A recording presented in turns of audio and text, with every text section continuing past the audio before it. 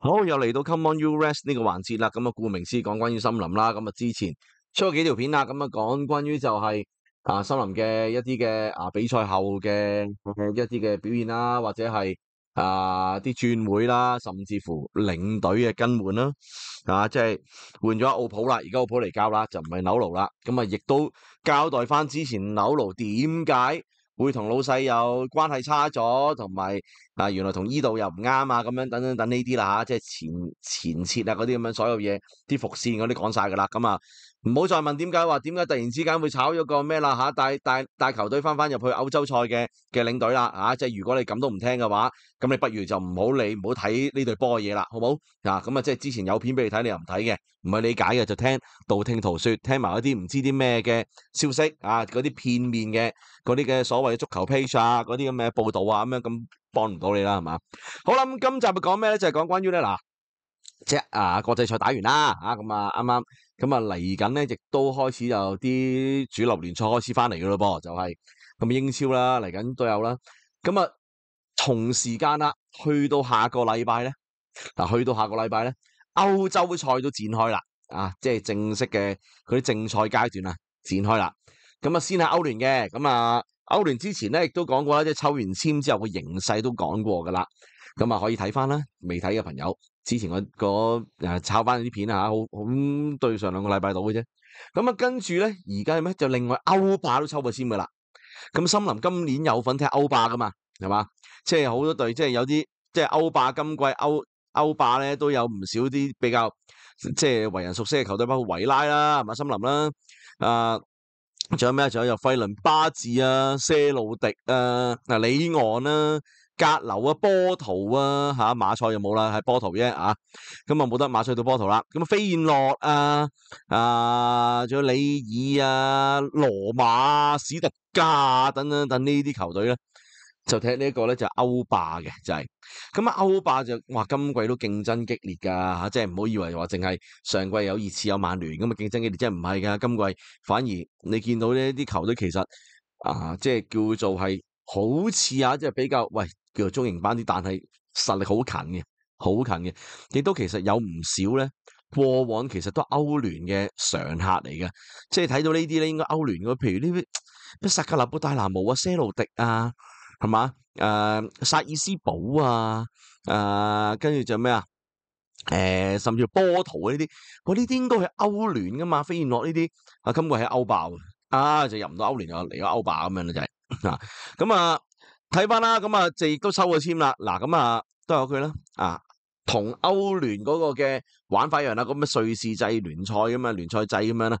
咁啊，亦都係分開4個pot 先啦，咁啊，森林就喺 pot 3嗰度嘅，咁啊每個 pot 咁啊抽，即係每隊波都要對勻晒4個 pot 嘅2支球隊，因為每個 pot 有兩支球隊都要對勻嘅，咁即係 total 踢8場，咁啊抽唔同嘅球隊啦，係嘛，即係主場4場，咁啊作客4場咁樣，咁啊大朗全部抌晒去一個 pool 入邊嗰度，就一個聯賽榜度計噶啦，亦都係啦，頭8位，即係最終踢完8場之後嘅成績最好嗰8隊。直入就呢一個係16強，跟住第9去到第24位，呢16支球隊咧就將要踢一個附加賽，咁贏咗咧就先至入16強，對翻之前直入嗰16強嗰8隊嘅，咁基本上同歐聯嘅玩法一樣噶啦，就係咁跟住就亦都係16強之後就8強啦、4強啦，跟住就決賽咁樣咯，就係咁樣啦。好啦，咁森林喺排 pot 3啦，係嘛，即係。咁你睇翻 pot 1嘅球隊好多係嘛，即係有羅馬波圖啊、格流啊等等啦，係嘛 pot 2又有費倫巴治布拉加里昂些路迪咁樣，咁pot 3就算自己 pot 3身處嗰度都有，啲熟悉嘅咩弗賴堡巴素利係嘛，年青人呢啲啦，尼斯咁pot 4咧其實都幾多近嘢噶，博洛尼亞、史特加、切爾達係嘛，跟住就係呢一個亨克等等呢啲球隊啦，咁所以咧就明顯到其實個實力都近嘅呢個杯賽都咁好啦，咁抽完籤之後結果係點樣咧？森林將會咧4場主場分別就對呢一個咧係丹麥嘅米迪蘭特啦，跟住就係葡超嘅勁旅波圖啦，跟住就瑞超啊，即係正所謂最期待嘅聯賽瑞典超級聯賽球隊啊，馬毛啦。仲有就係呢個匈牙利嘅球隊呢個費倫華路斯嘅。咁至於作客嗰4場啦，分別就作客呢個西甲嘅貝迪斯，亦都係上季嘅歐霸嘅亞軍啦。跟住就呢個唔係上季歐協聯亞軍 sorry 上季歐協聯亞軍啦。咁跟住就格拉茨啦，奧地利球隊啦，荷甲嘅烏特列茲啦，同埋就係呢一個烏特勒茲啦，同埋就係呢一個咧係葡超嘅布拉加嘅。咁啊真係見到其實咧你話條籤係咪好差咧？又未算好差嘅，但係唔算話好上籤啊，中挺咧，中上到啦，就係如果預計嘅話。咁好啦，咁有啲球隊大家好熟悉，但係有啲似乎就比較陌生啲喎，平時好似少見啲喎咁樣。咁今日咧呢一集咧，又想同大家講下森林嚟緊呢8隊嘅對手略略啦嚇，略呢一啲嘅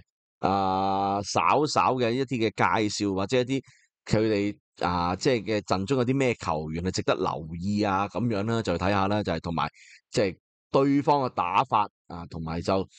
球隊嘅勝算會如何咁樣啦。好啦，咁首先咧第一場佢哋將會作客對住貝迪斯。咁貝迪斯啦，西甲啦，咁亦都係上季嘅歐協聯冠軍啦，上季歐協聯入到決賽，咁但係就領先之下就俾車路士反勝嘅，咁最終就失卻咗呢一個嘅冠軍啦，咁只有屈居亞軍啫。咁但係上季咧貝迪斯其實喺聯賽表現都唔差㗎，呢一支西甲嘅中型班最終排第6，咁攞到呢一個咧就係歐霸嘅席位咁樣嘅。而家咧貝迪斯啦，咁由呢一個咧係智利工程師帕力堅尼啦，咁帶領住咧就係呢個曾經教過維拉利爾、皇馬、曼城、韋斯咸嘅主帥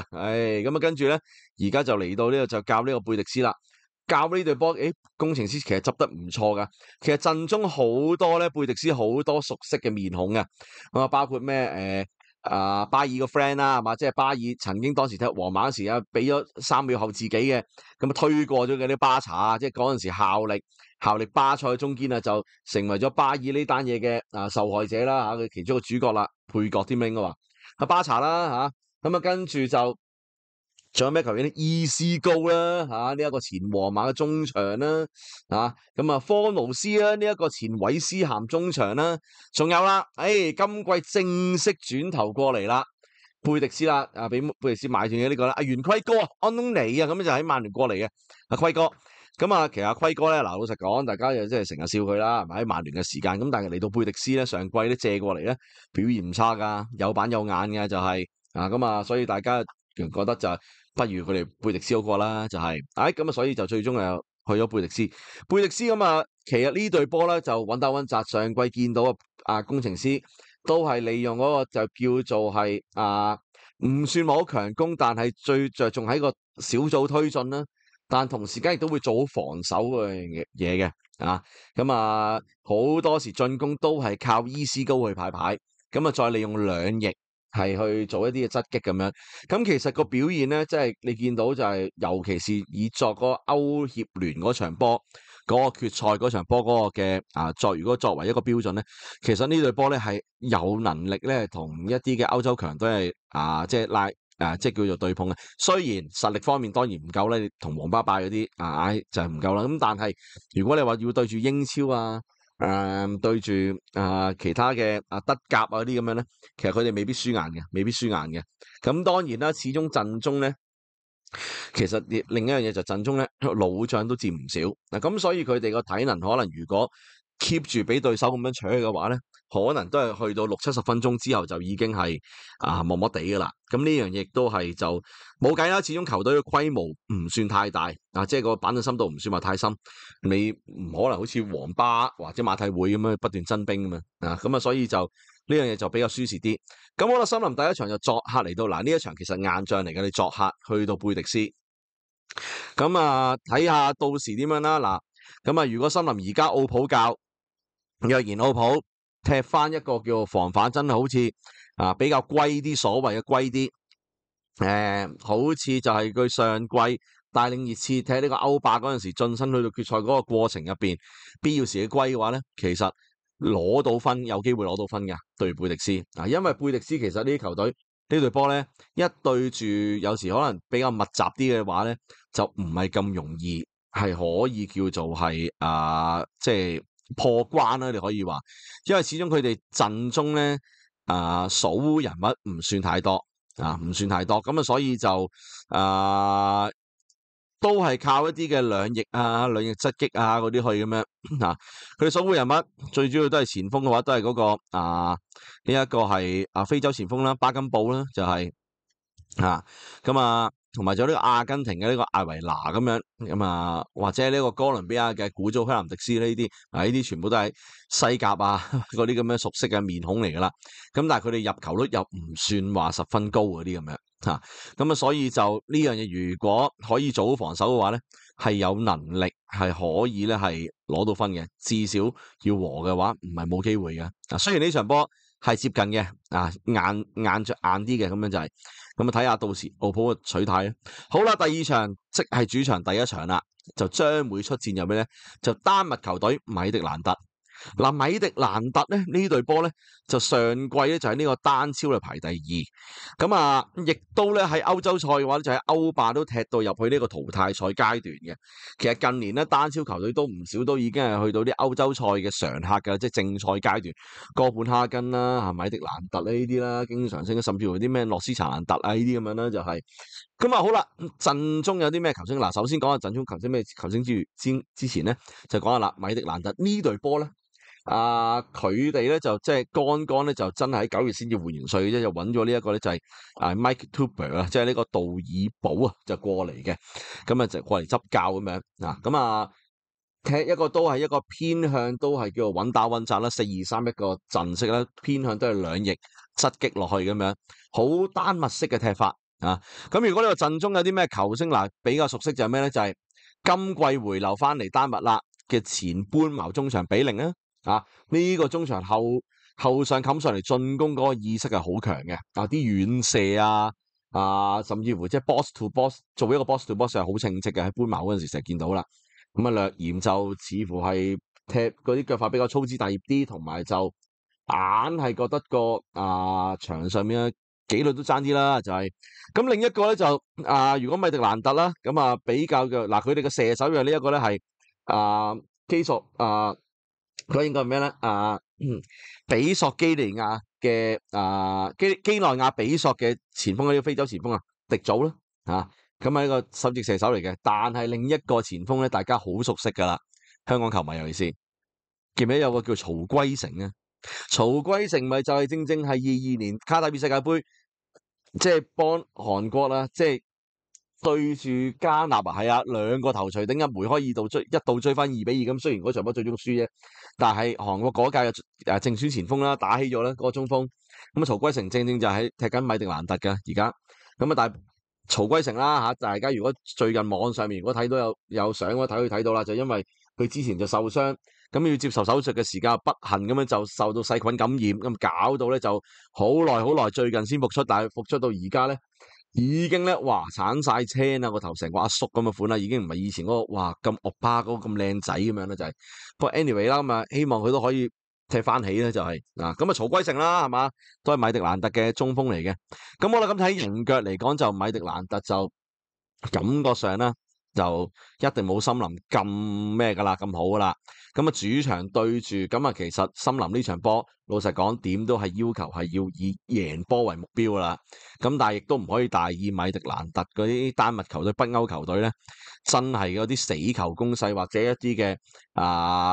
叫做係兩邊斬中嗰啲咧係有啲威脅嘅，咁所以就都要小心啦。好啦，跟住第3場咧就咩咧？亦都係主場出擊就對葡超勁旅波圖啦喎葡超嘅波圖，波圖咁頭先講過啦，波圖呢啲 suppose 咧就過往咧就啲應該係咩噶嘛？算係歐聯嘅分子嚟噶嘛？咁波圖今個夏天亦都咧係有份出戰呢一個世冠盃嘅。有份出戰世冠盃嘅，但係咧近年老實講，波圖嘅成績咧係有所下滑嘅，係有所下滑嘅。對上一次贏到葡超冠軍都已經要數到21-22年球季噶啦，即係話佢哋已經有成22、23、23、24、24、25，有成3季係未攞過噶啦，有成3季係未攞過噶啦，已經即係起碼最近已經係4季前㗎啦，已經4季前已經係3、4年前攞㗎啦，已經就係、咁，所以咧已經失落咗3屆嘅葡超冠軍啊！咁一嚟就士砵亭啦，近年亦都再起翻啦，係嘛？跟住就仲有賓菲加啦，不嬲都係企硬喺度啦。咁所以咧，波圖近年個實力係爭啲啊，加埋之前都有啲財政問題啊咁樣。咁啊，但係咧嗱，自從咧就維納斯保亞斯嘅呢一個前車路士同埋前波圖嘅主帥咧，亦都教過2次啦。咁啊，當選成為咗波圖嘅主席之後咧，咁佢亦都係幫手拉入咗一啲財團，引入咗入嚟，咁啊開始慢慢執翻好個陣容。咁啊，其實開始你見到波圖啦，即係佢啲人腳開始慢慢都叫做係起翻啲噶啦。咁如果你話講起波圖啦，最值得留意嘅球員係一定佢哋嘅射手啦，阿 Samuel 啦，就係呢個阿加浩華啦，就係Samuel 阿加浩華啦，即係以前佢叫做奧莫路迪安啊，即係呢個。咁但係因為話佢根據球員嘅意願咧，就希望用翻阿加浩華呢一個嘅last name，咁我哋就繼續跟翻啦。咁阿加浩華啦，咁就佢有呢個西班牙嘅中鋒啦，咁啊前馬體會嘅中鋒啦，咁啊嚟到波圖之後就成為咗波圖嘅首席射手噶啦，呢個就係咁啊前面一定係靠佢嗰個制空力啊，嗰個門前嗰個把握個機會啊等等呢啲咧，係成隊波最有威脅嗰個。即係森林係要睇小心啲呢個球員，絕對要，即係你米蘭高域好梅里路好，一定要打足12分精神。你俾佢一次機會，你隨時領嘢。咁啊，再加埋後備佢今季啦，秘密簽咗翻嚟嘅魯克迪莊啦，秘密到連陣中球員都要去到臨尾噶啦先知啊，啲球迷都係嘅，惡晒言咁樣。咁啊，魯克迪莊喂嚟到呢度以老帶新嘅話，佢唔使後備入嚟打亂下你陣腳都死，你都死嘅，就係多個進攻點，係咪先？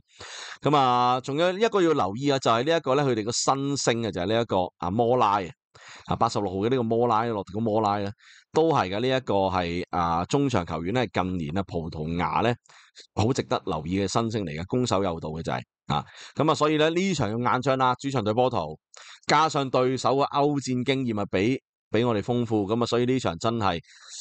其實呢場波如果打和，我都已經覺得收貨噶啦。對波圖波圖唔係想象中咁易應付嘅。雖然話而家嘅波圖係跌咗，但都唔係咁容易應付。歐戰有時都要睇有經驗嘅，所以呢場波就其實1分我都覺得係收貨噶啦已經。好啦，咁啊跟住第4場啦，作客去到奧地利啦，就澳超嘅呢一個格拉茨啊。咁啊格拉茨咧，其實唔講唔覺就係大家成日以為奧地利而家都薩爾斯堡玩晒話，其實唔係啊。近呢2年嘅奧地利聯賽冠軍咧係格拉茨啊，格拉茨已經連續攞咗2季嘅奧地利聯賽冠軍㗎啦已經咁呢一支啦由呢一個係森美爾帶領嘅球隊啦，主帥森美爾帶領嘅球隊啦，咁其實已經攞咗2屆嘅奧地利聯賽冠軍啦。咁其實上季咧佢哋都打到入去咧，就係呢一個咧係歐聯嘅正賽嘅，打到歐聯正賽，但係就喺呢一個正賽階段，即係入唔到去淘汰賽階段咧，就係咁出咗局啦。咁但係明顯見到格拉茨咧就佢哋啦即係近年開始都打破咗薩爾斯堡嘅壟斷咧，並唔係一啲嘅即係僥倖咁樣嘅。陣中要留意嘅球員咧就係呢一個格魯吉亞國腳呢個進攻中場嘅10號仔基迪舒維利咧就係呢個球員就球隊嘅進攻全員嚟㗎啦好多時都靠佢派牌後上進攻甚至乎入波咁樣，都係球隊首席射手。咁仲有一個挪威嘅前鋒啦，呢個黑人前鋒啦就係呢一個係叫做 Jaffa 啦即係如果譯做就係呢一個係查法啦就係咁亦都係咧就係即係前面嘅一個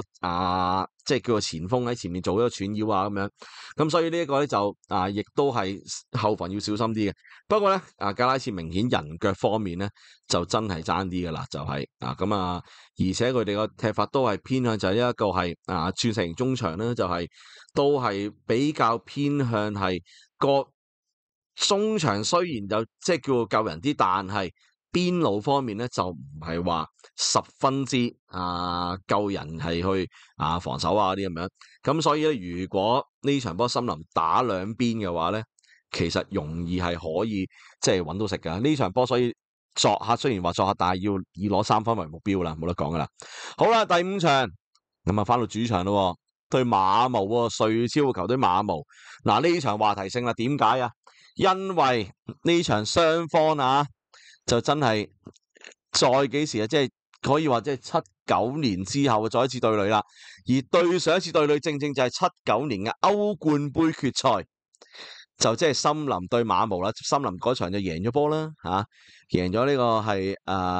即係贏咗呢場嘅歐冠杯決賽1-0咧，就係咁啊，亦都係咧森林歷史上球會史上第一次攞到歐冠杯冠軍，就係呢一場波啦。咁啊，亦都係對手馬毛，所以呢一場波就係79年嘅歐冠杯決賽嘅翻版。翻版，咁所以就點解有個話題性咯？咁啊，當時入波就係呢個已故嘅前鋒啦，呢一個杜利華法蘭斯咧就係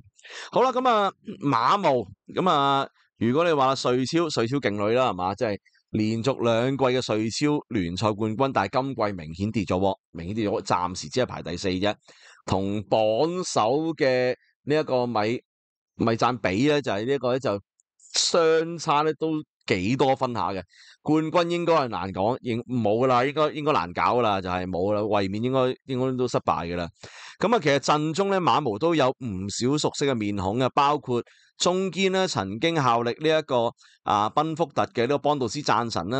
而另外仲有邊個就係呢一個踢過羅馬、踢過維拉嘅瑞典現時仲係瑞典國家隊門將呢個羅賓奧神咧，都係咧喺陣中嘅，就係即係羅賓奧神今季回流翻去就踢馬毛啦，就係。咁啊，馬毛呢隊波啦，典型北歐風格4-4-2咁樣，咁硬橋硬馬嘅。咁但係如果你話森林主場對住佢哋咧，正路嚟講呢場波要贏咧，難度應該唔算太高嘅。呢場波一定要贏噶啦，就係咁啊，要爭取盡量就係起碼要攞夠分咧，就呢3分係唔可以失噶啦，就係OK。好啦，咁跟住之後啦，作客去到呢一個就係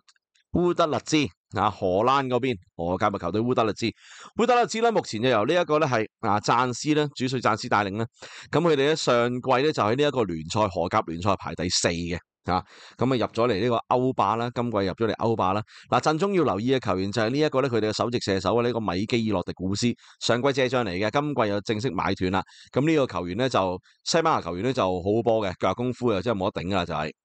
即係中意即係左扭右扭嗰啲咁樣。咁前面好大威脅，咁所以一定要係打先12分精神噶啦。咁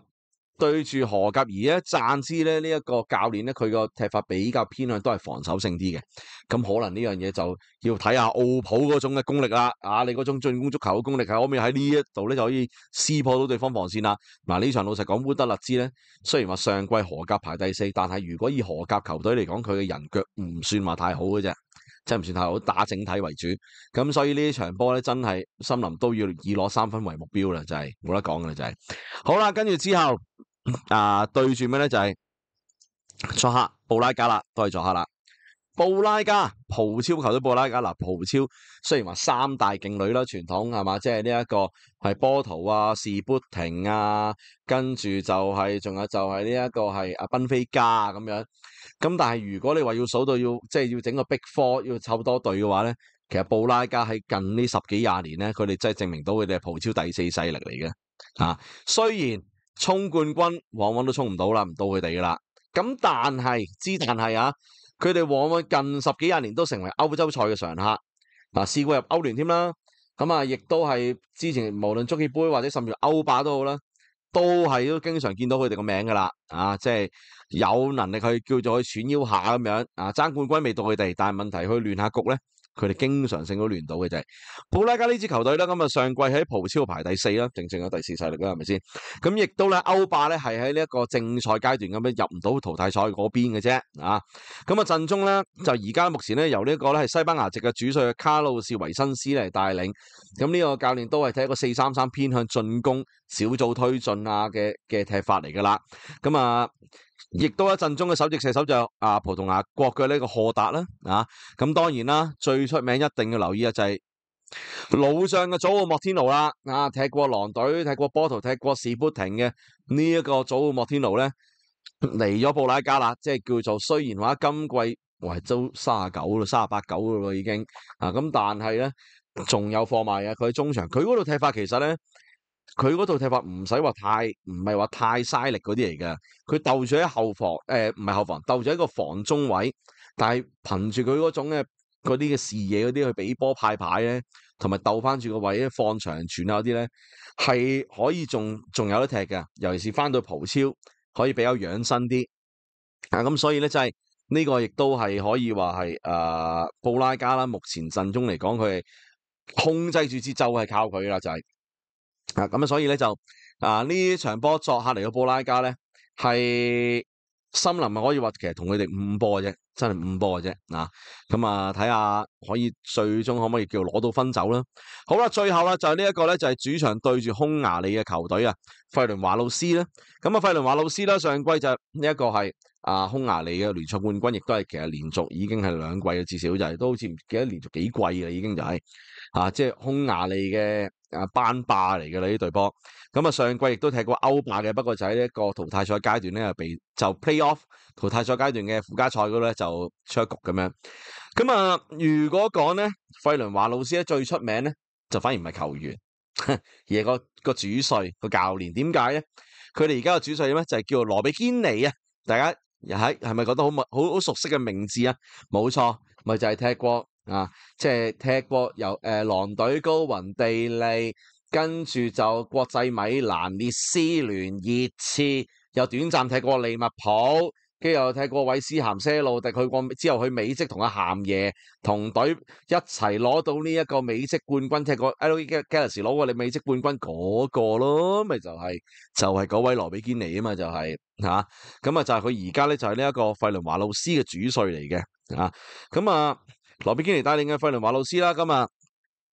今季咧就喺呢一個咧就本身咧就之前今個夏天啦，就踢呢個歐聯嘅外圍賽咧，咁又淘汰過些路迪，但係最終就輸咗俾呢個阿塞拜疆嘅卡拉巴克，無緣晉身正賽，降格落嚟踢呢個歐霸啦。陣中咧，如果你話熟悉嘅名字嘅話咧，就係呢一個咧就華加大家可能都係唔係話太熟悉嘅，就係呢個華加咧就係葡萄牙國家隊嘅中鋒嚟嘅踢過呢一個係舊年夏天嘅呢一個歐國杯咧，佢有份上陣嘅，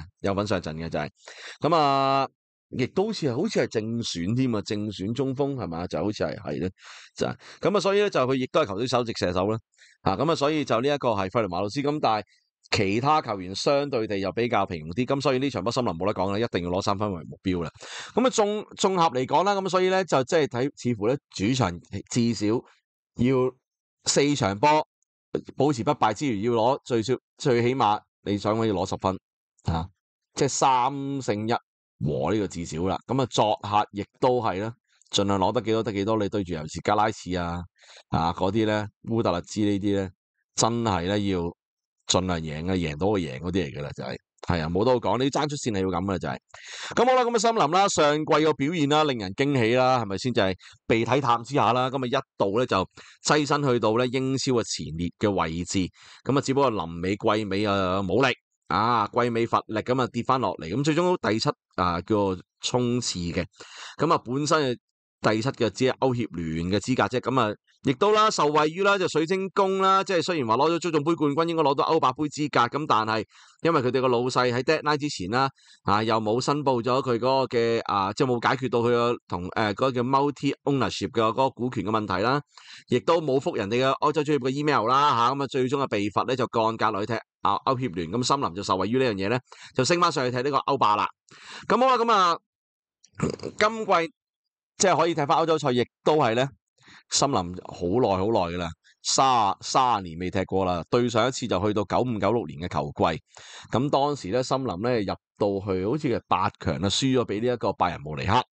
就歐洲足協杯嚟嘅就係出局咁樣。30年後再次咧出戰歐洲賽，森林啦啱啱換咗帥啦，就係話奧普普斯迪高路啦，執教啦，而家就奧普執教，去到而家究竟奧普嗰個風格如何咧？即係可以睇落去，睇下佢去嚟到森林之後會係點樣，即係 turn 到隊波咁樣啦。係咪真係佢嗰套嘅壓上前啦，定係繼續 keep 住防反慢慢 turn 咧？我覺得會後者嘅，就係無論如何啦，希望咧就真係森林啦即係球員啦，盡力去踢啦，因為球迷真係已經好耐冇見過球隊踢歐洲賽噶啦，都已經期待已久噶啦，期待已久升上英超，再期待已久踢歐洲賽，即係希望球員好好珍惜呢個機會即係